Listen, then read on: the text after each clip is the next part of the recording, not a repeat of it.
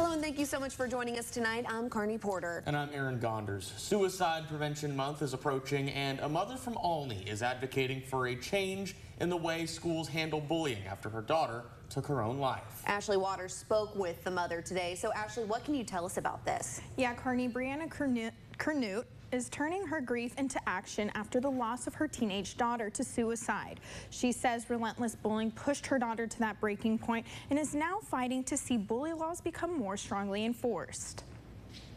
Avery was a great child for number one. She was my little best friend. Sorry.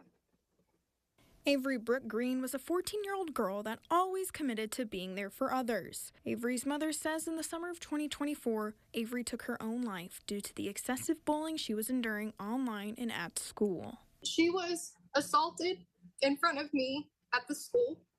It was at dismissal. Avery ran to me. I got out of my truck and I put my arm out in front of the girl and I said, "We're not going to do this today." She chased after Avery. Avery was getting in the truck. She pulled Avery out by the head of her hair, threw her on the ground. Avery was on her stomach.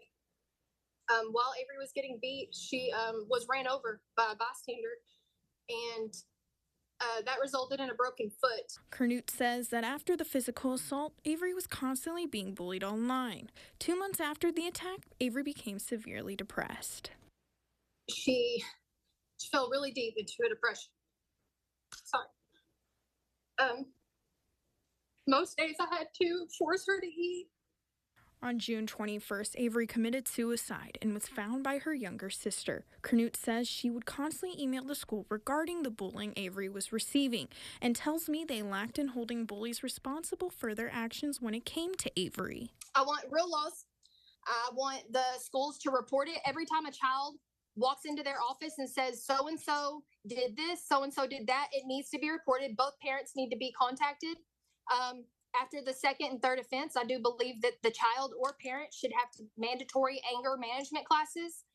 Although the current superintendent for Olney ISD wasn't in the position during the tragedy of Avery's passing, Dr. Matt Caffey still made a statement on Olney's behalf. Caffey says as he begins his role as superintendent, he welcomes the chance to visit with Avery's mother and listen to what she wants to share. Kernut urges parents to use their voice if they feel that their child is being bullied. Don't stop speaking up. My voice wasn't heard. I kept trying and kept trying. I didn't want to be that crazy mom, and I should have been. I should have been. Suicide is the second leading cause of death in young people ages 12 through 18. On a day-to-day basis, nearly 4,000 middle and high school students attempt suicide. And we want to make sure you know that if your child or friend is struggling, you can call the suicide hotline at 988, and resources will be available over on our website, Texomashomepage.com. Ashley, thank you so much for bringing us that story tonight.